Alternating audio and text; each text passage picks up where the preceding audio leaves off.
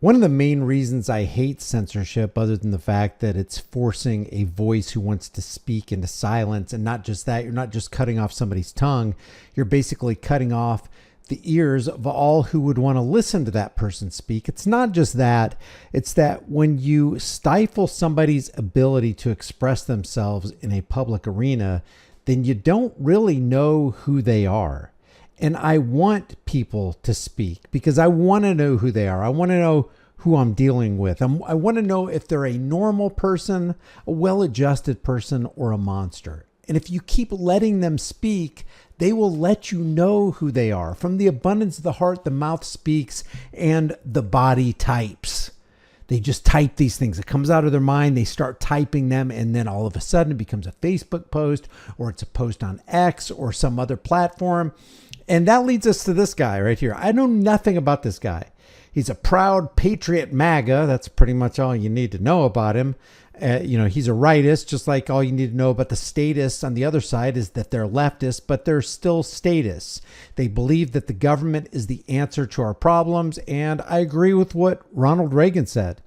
The 9 most terrifying words in the English language are, I'm from the government and I'm here to help. The government cannot help you. The government cannot give somebody a social safety net or welfare without taking those resources from somebody else through theft and extortion and violence. So if you want the government to do something for you, even if it's a good thing, a seemingly good thing, they have to do some really, really bad stuff to a lot of people in order to acquire the funds to do the thing that you want them to do. And you're sitting there applauding it. And the reason I know that if you thought this through for a second, if I just asked you a question, you could really this could crystallize in your mind. Hey, are you willing to rob and extort and threaten and initiate violence on other people so that you can steal those people's money? Can you willing to put up a system and fund a system of armed enforcers to do the bidding of the political class so that you can have what you think is going to make society better? Are you willing to do that yourself? Are you willing to go to that house? Are you willing to grab the purse out of that little old lady's hand and shake her down? Because that's what government is. That's what government does. That's what government always does. That's what the concept of government is. That there are a few at the top who have the right to rule the rest of us at the bottom.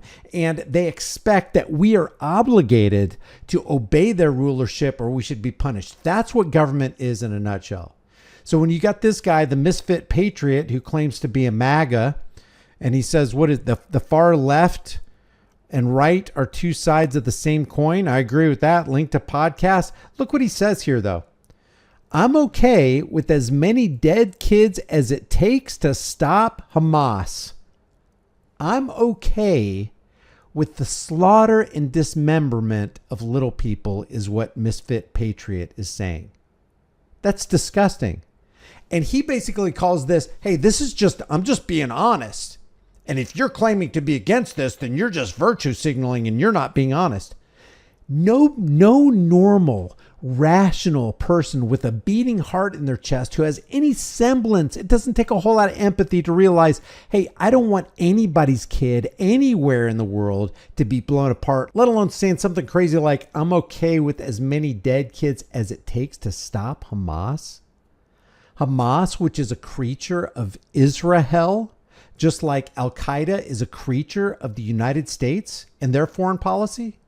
You people sound like woke leftists trying to make an emotional argument so you can argue from a position of moral superiority. What the flippenstein is this guy talking about? You might as well put a rainbow flag and pronouns in your bio. If you try to emotionally blackmail me, I will pull your effing card. Literally every single Palestinian can die if that's what it takes to save Israel.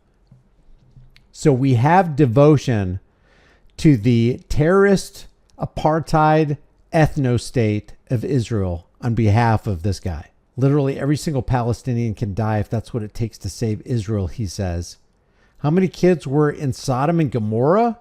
God didn't give a F about how many because the number of people who are righteous was 0, according to a story found in the Holy Scriptures called the Bible. What about the firstborn of the children of Egypt? Oh yeah, God slaughtered them too. Remember the angel of death visited them, and when there wasn't blood on the door? Blood, it's the blood sacrifice. That's the kind of religion you want to be involved in. If the angel of death didn't see the blood spattered on the door, then he went in and took Israel's firstborn. That's what God does. The God of the Bible. How many children died in Hiroshima and Nagasaki? All of them. That's my acceptable cost. Palestine. So because the evil American government did something evil to Nagasaki and Hiroshima, it's acceptable to this guy to blow away as many Palestinians and Palestinian kids and decimate Hamas so that Israel can have safe harbor. All of them. That's my acceptable cost. Palestinians raped and murdered 1,200 innocent people. Oh, Israel didn't play any part in that. The most surveilled fence in all of human history in any region. They were boasting they could even see when a fly or a squirrel approached the gate, but all of a sudden they couldn't see people with pickup trucks and hang gliders coming at you. Israel had nothing. There was no stand down order. They had nothing to do with that. Who was it exactly, Misfit Patriot? Who exactly was it who incessantly, mercilessly bombed the USS Liberty in 1967? Go ahead and look that one up. Tell me what you think about those people. What should be done to those people's kids? Took Americans hostage, F them, and their whole bloodline. Their whole bloodline.